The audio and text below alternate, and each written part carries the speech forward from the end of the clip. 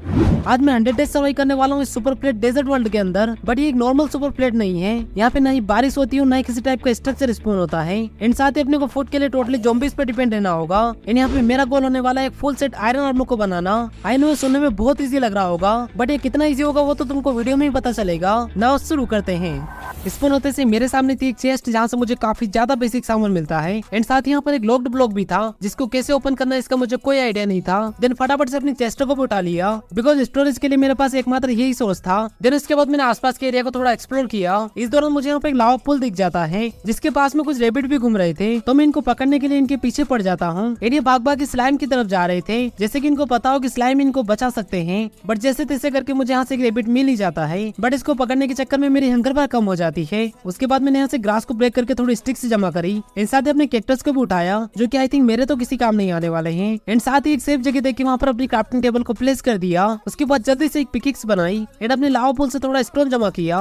Because अभी मुझे stone ही सबसे ज्यादा काम का लग रहा था। देन उसके बाद जल्दी से एक फर्नेस बनाया एंड उसके अंदर अपना रेबिट पकने के लिए डाल दिया। ना हो अभी रात होने से पहले मुझे एक छोटा सा एरिया बनाना होगा जिसके अंदर बाकी मोब ना आ पाए, नहीं तो रात में मोब अपनी वाट लगा देंगे। उसके बाद जल्दी से मैंने अपनी पेट पूजा करी एंड यहाँ से बहुत सारी सैंड को जमा किया। ये काम करते करते मुझे ऑलमोस्ट नाइट हो जाती है, तो मैंने फटाफट से जल्दी से एक सेफ एरिया बनाया एंड अपने बेस के चारों तरफ एक वॉल खड़ी करी। नाइट होते से यहाँ पे बहुत सारे मोब स्पॉन हो चुके थे, तो मैंने कुछ ज़ॉम्बीज को अपनी तरफ बुला के उनकी वाट लगाई एंड उनसे थोड़ी रोटन फ्लेश जमा करी। अभी की हालत में अपने पास फूड का एकमात्र सोर्स यही था। आई नो ये इतना ज्यादा एफिशिएंट नहीं था, बट अभी के लिए अपना काम चल जाएगा। देन उसके बाद मैंने वापस से कुछ और ज़ॉम्बीज को बुलाया और अपने काम को कंटिन्यू किया। एंड अचानक से यहाँ पे स्केलेटन आ जाता है, तो मैंने चुपचाप अपने घर के अंदर रहकर ही थोड़ी सेंड जमा करी बिकॉज मैं शुरुआत में स्केलेटन के हत्थे नहीं चढ़ना चाह रहा था। एंड साथ यहाँ पर अपनी चेस्ट को भी प्लेस कर दिया। उसके बाद मैंने सेंड को स्टोन में कन्वर्ट किया। देन थोड़ी देर के बाद फाइनली सुबह हो जाती है, तो मैं बचे हुए मॉब्स की भी वाट लगाता हूँ। एंड साथ ही अपनी स्पाइडर को भी निपटाया। इसी से आगे चल के अपना बेड बनने वाला है। उसके बाद मैं काफी देर तक रेबिट की तलाश में भटकता हूँ, बट अनफॉर्चुनेटली मुझे यहाँ से एक भी रेबिट नहीं मिलता है, बट एक नया लावा पुल जरूर मिल जाता है। एंड घूमते घूमते यहाँ से मैंने थोड़ी स्टिक्स भी जमा करी एंड इस दौरान मुझे फाइनली मिल जाते हैं कुछ रेबिट्स, तो मैंने फटाफट से उनको पकड़ना शुरू कर दिया। एंड एक रेबिट को पकड़ने के चक्कर में मेरी हंगर बार कुछ ज्यादा ही कम हो चुकी थी एंड साथ ही यहाँ पे नाइट भी हो चुकी थी, तो मुझे अपने रेबिट को कच्चा ही खाना पड़ता है बिकॉज मेरी स्पीड कुछ ज्यादा ही स्लो हो चुकी थी। उसके बाद मैं फटाफट से एक टावर बना के उसके ऊपर खड़ा हो जाता हूँ बिकॉज आसपास कुछ क्रीपर आ चुके थे जो कि मेरी वाट लगा सकते थे। एंड यहीं पे खड़े खड़े मेरी पूरी रात निकल जाती है। सुबह होते से मैंने कुछ और ज़ॉम्बीज की वाट लगाई। ऑफ कोर्स भाई फूड के लिए सबको प्रसाद मिले और स्पाइडर को ना मिले ये तो पॉसिबल ही नहीं था। ना होगा अभी यहाँ पे बारिश का मौसम आ चुका था, बट डेजर्ट में बारिश बिल्कुल भी नहीं होती है, जो कि दिखने में एकदम मस्त लग रहा था। उसके बाद सेंड का यूज करते हुए थोड़े और स्टोन को जमा किया। देन अपने आलू को भी पकने के लिए डाल दिया। आलू को खाने के बाद यहाँ पर मैंने काफी देर तक माइनिंग करी एंड बहुत सारी सेंड जमा करी एंड अपने एरिया को थोड़ा और एक्सपांड किया बिकॉज मुझे ये वाली जगह बहुत ज्यादा कम लग रही थी। रात होते से मैं वापस एक टावर बना के उसके ऊपर चढ़ जाता हूँ। यहाँ पर थोड़ी देर में मेरे साथ कुछ ऐसा होता है जो मैंने बिल्कुल भी नहीं सोचा था। सडनली एक स्पाइडर मेरे ऊपर हमला कर देती है जिसने मुझे ऑलमोस्ट निपटा दिया था। लिटरली यहाँ पर मैं केवल अभी हाफ हार्ट पे बचा हुआ था। इस हालत में मैं 2 ब्लॉक से भी गिरा तो भी निपट जाऊंगा एंड ऊपर से मेरे पास फूड भी नहीं था। एंड इतने में एक हंस के खुद ब खुद मुझे फूड देने के लिए चला आता है। मैंने यहाँ पर एक कैक्टस को भी पकाया ये सोच कर शायद से मैं इसको खा सकूंगा, बट मुझे यहाँ से ग्रीन टाइम मिलती है जिसको मैं तो क्या कोई भी नहीं खा सकता। भाई कमजोर हालत में दिमाग पता नहीं कहाँ पे जाके सोचता है। उसके बाद मैंने यहाँ से मरे हुए मॉब्स को कलेक्ट किया एंड साथ ही यहाँ से मुझे रोटन फ्लेश भी मिल जाती है जो कि आई थिंक ज़ॉम्बीज ने ड्रॉप करी होगी। एंड उसको खाने के बाद मेरी हंगर बार थोड़ी सी बढ़ जाती है, बट अभी भी मैं हाफ हार्ट पर ही लटका हुआ था। ना अभी मेरे पास सफिशिएंट स्ट्रिंग हो चुकी थी, तो मैंने जल्दी से एक बो बनाई एंड काफी देर तक रेबिट को तलाश किया, बट इस बार मुझे यहाँ से एक भी रेबिट नहीं मिलता है। अब देखो यार मैं फूड के लिए केवल रेबिट पे डिपेंड नहीं रह सकता था, मुझे कुछ भी करके दिन में फूड मिलने का इंतजाम करना होगा। तो फिर क्या था, मैं फटाफट से एक टेम्परेरी मोब फार्म के ऊपर काम करना शुरू कर देता हूँ। एंड ये काम करते करते मुझे यहाँ पर नाइट हो जाती है, तो मैं पूरी रात वापस से टावर पे बिताता हूँ। दिन सुबह होते से थोड़े और रोटन फ्लेश को जमा किया जो कि ज़ॉम्बीज से ड्रॉप हुए थे, जिसको खाने के बाद फाइनली मेरी हेल्थ बढ़ जाती है, बट फुल तो फिर भी नहीं होती है। ना होगा देखो मेरा ये जो प्लेटफॉर्म था काफी ज्यादा छोटा था, तो मुझे इसको थोड़ा और बढ़ाना होगा तभी जाके यहाँ पे मोब स्पॉन होंगे। तो फिर क्या था, मैं वापस यहाँ से बहुत सारी सेंड को जमा करना शुरू कर देता हूँ। देन अपने प्लेटफॉर्म को थोड़ा और एक्सपांड किया। एंड ये काम करते करते मुझे एक बार फिर से नाइट हो जाती है, तो मैं वापस से पूरी रात टावर के ऊपर बिताता हूँ। एंड यहाँ पर खड़े खड़े मैंने कुछ ज़ॉम्बीज को भी मारने का ट्राई किया, बट भाई ये तो मरने का नाम ही नहीं ले रहे थे। उसके बाद मैंने यहाँ पर रिस्क लेते हुए बहुत सारा रोटन फ्लेश जमा किया। देन फाइनली गाइस मेरी हेल्थ फुल हो ही जाती है। अगले दिन भी मैं अपने एरिया को थोड़ा और एक्सपांड करता हूँ बिकॉज अभी भी इसके नीचे मॉब स्पॉन नहीं हो रहे थे। एक काम यहाँ पे बहुत अच्छा हो गया था जो कि था स्टोन की कमी ना होना। देन इसी तरीके से अपना ये दिन भी निकल जाता है इन मुझे पता भी नहीं चलता है। दिन सुबह होते से अपना टेम्परेरी मोब फार्म काफी अच्छे से काम करने लग जाता है, बट अभी भी ये इतना फास्ट काम नहीं कर रहा था।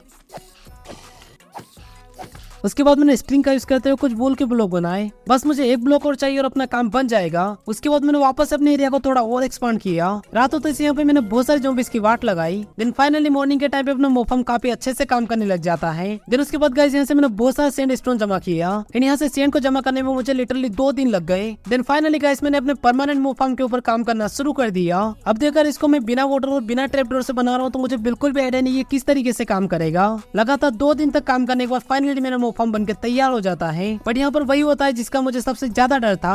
ये जरूरत से ज्यादा ही स्लो काम कर रहा था। इससे ज्यादा मूव तो अपने प्लेटफॉर्म के नीचे हो रहे थे। एंड जैसे मैं जाके अपनी चेस्ट को ओपन करता हूँ सामान रखने के लिए तो भाई साहब यहाँ पे मेरा लॉक्ड ब्लॉक अनलॉक हो चुका था, जहाँ से मुझे लिटरली एक बुक मिल जाती है जिसके अंदर कुछ कोऑर्डिनेट लिखे हुए थे। नाउ गाइस वहाँ तक जाने के लिए मुझे बहुत सारा फूड चाहिए होगा जो कि अभी की हालत में मेरे पास बिल्कुल भी नहीं था। एंड थोड़ी देर में यहाँ पे नाइट हो जाती है। एंड इसका फायदा उठाते हुए यहाँ से मैं थोड़ी रोटन फ्लेश जमा करता हूँ। एंड सुबह होते से मैं निकल पड़ता हूँ अपनी बुक में दी हुई लोकेशन की तरफ, ये सोच कर कि वहाँ से मुझे कुछ अच्छा सामान मिल जाएगा। एंड यहाँ पे मैं क्रॉस वे में आगे बढ़ता हूँ जिससे कि मुझे कम से कम फूड लगे। पूरा दिन ट्रेवल करने के बाद फाइनली मैं अपनी उस लोकेशन पे पहुंच जाता हूँ। एंड जैसे ही सैंड स्टोन को ब्रेक करता हूँ तो इसके नीचे से मुझे एक और चेस्ट मिल जाती है जिसके अंदर से मुझे एक वाटर बकेट मिल जाती है। घर जाने से पहले यहाँ पे नाइट हो जाती है तो मुझे बीच रास्ते में ही रुकना पड़ता है, नहीं तो यहाँ पे मोब मुझे रास्ते में ही निपटा देते। जैसे मुझे यहाँ पर ज़ॉम्बीज़ के जलने की आवाज आती है तो मैं ब्लॉक को ब्रेक करके बाहर निकल जाता हूँ। देन वापस से अपने घर पहुंचता हूँ। भाई लिटरली यार घर पहुंचने में मुझे काफी ज्यादा टाइम लग गया। देन उसके बाद गाइस मैंने फटाफट से एक अनलिमिटेड वाटर सोर्स बनाया। इसके बाद तो अपने को वाटर की कमी बिल्कुल भी नहीं होने वाली है। थैंक गॉड कि गाइस मुझे यहाँ से वाटर मिल गया, नहीं तो गाइस यहाँ पे वाटर जमा करना इम्पॉसिबल था बिकॉज डेजर्ट के अंदर बारिश ही नहीं होती है। एंड अभी मेरे पास यहाँ पे गोल्ड हेलमेट रखा हुआ था जो कि नेदर में अपने काफी ज्यादा काम आने वाला है, बट इसकी हेल्थ कुछ ज्यादा ही कम बची हुई थी। दिन सुबह होते यहाँ पर मैंने एक नेदर पोर्टल बनाया लावा का यूज करके। एंड उसके जस्ट बाद मेरे सामने एक और समस्या आ जाती है जो की थी पोर्टल को एक्टिवेट करना। एंड तभी मेरे दिमाग में आता है कि मेरे पास कुछ ऐसा है जिसको यूज करके मैं पोर्टल को एक्टिवेट कर सकता हूँ, जो की थी अपनी क्राफ्टिंग टेबल। आई नो इसके बाद अपनी क्राफ्टिंग टेबल नहीं बचेगी, बट मेरे पास अब यहाँ पर आगे बढ़ने के लिए और कोई ऑप्शन ही नहीं था, तो मैं फटाफट से अपनी क्राफ्टिंग टेबल को प्लेस कर देता हूँ। एंड इसके चारों तरफ लावा लगा देता हूँ। यहाँ पे मेरी क्राफ्टिंग टेबल जलना तो शुरू हो चुकी थी, बट पोर्टल के एक्टिवेट होने से पहले ही वो बुझ जाती है। एंड इतने में यहाँ पे नाइट भी हो जाती है। दिन सुबह होते से मैं वापस अपने पोर्टल के पास पहुंचता हूँ तो यहाँ पर मेरे पीछे कुछ स्लाइम्स पड़ जाते हैं। मैं इनसे फाइट कर ही रहा था कि यहाँ पे पोर्टल ऑटोमेटिक एक्टिवेट हो जाता है। एंड मुझे कुछ समझ में नहीं आ रहा था कि भाई ये कैसे एक्टिवेट हो गया, तो मैं फटाफट से अपने रिप्ले मोड को जाके चेक करता हूँ, तब जाके मुझे कुछ समझ में आता है। एंड साथ ही गाइस यहाँ पे मेरी क्राफ्टिंग टेबल भी बच जाती है जिसको देख के मैं खुद भी हैरान था। देन उसके बाद मैंने एक एक करके सारे स्लाइम्स को जला जला के मारा। न उसी के साथ गाइस अभी टाइम आ चुका था नेदर को जाने का। यहाँ पर पहुंचते से मैं सीधे आ चुका था एक बेसल्ट बायो में। एंड पास में मुझे यहाँ पे कुछ नेदर के ब्लॉक दिख रहे थे, तो मैं ब्रीजिंग करते हुए सीधे वहां तक पहुंचता हूँ बिकॉज नीचे कुछ मैग्मा घूम रहे थे जो कि मेरी वाट लगा सकते थे। एंड यहाँ से मुझे कुछ ब्लैक स्टोन भी मिल जाता है जिसके यूज करके मैंने एक पिकेक्स बनाई। देन फाइनली गाइस अपनी माइनिंग को कंटिन्यू किया। एंड इस दौरान मुझे यहाँ से थोड़ा गोल्ड भी मिल जाता है जिससे मेरा एक हेलमेट बन गया। थोड़ा ही दूर चलने के बाद फाइनली मुझे यहाँ से एक प्लेन बायो मिल जाती है जहाँ पर दुनिया भर के पिगलिंग घूम रहे थे। भाई इनसे मैं गलती से भी टकरा गया ना तो मेरी वाट लग जानी है। उसके बाद मैंने वापस अपनी माइनिंग को कंटिन्यू करते हुए यहाँ से थोड़ा और गोल्ड जमा किया जिससे मैं अपने पिगलिंग से ट्रेड कर पाऊँ। इन लगे हाथ मैंने अपने गोल्ड के आर्मर को भी कंप्लीट कर लिया। आई नो ये इतना ज्यादा एफिशिएंट नहीं था, बट कुछ ना होने से तो यही अच्छा है। पहली बार मुझे ऐसा लगा कि ग्रेवल बहुत ज्यादा काम की होती है। माइनिंग करते करते मैं सीधे क्रिम्सन फॉरेस्ट में पहुंच जाता हूँ जहाँ पर मेरा स्वागत करता है होगलिंग। एक पल के लिए तो इसने मुझे डरा ही दिया था, बट ये मेरे सामने टिक जाए ये तो इम्पॉसिबल था। देन फटाफट से मैंने एक फर्नेस बनाया और अपने मीट को पकने के लिए डाल दिया। इन फ्यूल के तौर पर मैंने लावा का यूज किया जो की सबसे ज्यादा एफिशिएंट फ्यूल है। देन उसके बाद मैंने लगे हाथ से बहुत सारे क्रिम्सन के वुड भी जमा करे बिकॉज अभी तो मेरे पास वुड का नाम और निशान नहीं था। शायद से आगे चल के कुछ अपना फायदा हो जाए। यहाँ पे मुझे एक पिगलिंग दिख जाता है तो मैं फटाफट से उसे थोड़ी देर ट्रेडिंग करता हूँ। यहाँ से मुझे दुनिया भर की चीजें मिल जाती है बट काम का कुछ भी नहीं मिलता है। लगे आते यहाँ से मैंने थोड़ा ग्लू स्टोन भी जमा किया। देन उसके बाद मैंने यहाँ से थोड़ा खाना भी जमा किया। देन उसके बाद मैं सीधा पहुंचता हूँ अपने वार्ड फॉरेस्ट को जो कि अपने क्रिम्सन फॉरेस्ट के पास में ही था, जहाँ पर मैंने फटाफट से एक ट्रे बनाया एंड थोड़ी सी एंडर पर्ल जमा करी। यहाँ पर मेरा मेन टारगेट था वार्ड ब्लॉक को कलेक्ट करना जो कि मुझे एंडरमैन से इजीली मिल जाते हैं। देन यहाँ से थोड़ा वार्ड वुड भी जमा किया। देन फाइनली गाइस मैं वापस अपने घर की तरफ निकल पड़ता हूँ। यहाँ पे मुझे टाइम तो बहुत सारा लग चुका था बट फायदा भी बहुत ज्यादा हो चुका था। एंड जैसे मैं घर को आता हूँ तो यहाँ पे मेरा मोफम थोड़ा अच्छे से काम करने लग गया था। उसके बाद मैंने फटाफट से अपनी इन्वेंट्री को खाली किया एंड अपने एरिया को थोड़ा और एक्सपांड किया क्योंकि आगे जाके यही प्लेटफॉर्म अपने बहुत ज्यादा काम आने वाला है। एंड ये काम करते करते मुझे नाइट हो जाती है तो मैंने फटाफट से यहाँ पर एक बेड बनाया। अब से अपन यहाँ पे रात में सो भी पाएंगे। दिन सुबह होते से मैंने यहाँ पे कुछ नेदर के ब्लॉक प्लेस करे एंड साथ ही मैंने यहाँ पर अपने वार्ड फॉरेस्ट वाले ब्लॉक को भी प्लेस कर दिया। आई थिंक थिंक ये थोड़ी देर के बाद यहाँ पे फैल जाएंगे। इस दौरान यहाँ पे एक विच भी स्पॉन हो जाती है, बट इसको बाहर निकालने के लिए मेरे पास कुछ भी नहीं था। मैंने यहाँ पर एक बोट बनाने का ट्राई भी किया, बट वो तो इम्पॉसिबल था। देन उसके बाद मैंने फटाफट से यहाँ पे कोबलस्टोन फार्म बनाया, बिकॉज हो सकता है कि मुझे अपने घर को बनाने में स्टोन की जरूरत पड़ जाए। देन उसके बाद मैंने यहाँ से बहुत सारे कोबलस्टोन जमा किया। नाउ गाइस अभी यहाँ पे काफी ज्यादा टाइम हो चुका था, बट अभी तक इन ब्लॉक के ऊपर कोई फर्क नहीं पड़ा था। आई थिंक ये ग्रास ब्लॉक की तरह बिल्कुल भी काम नहीं करते हैं, तो मैंने बिना सोचे समझे इनके ऊपर वार्प फार्म को प्लांट कर दिया। एंड अचानक से मुझे दिख जाता है एक वॉन्डिंग ट्रेडर, बट उसके पीछे दुनिया भर के मुंह पड़ चुके थे।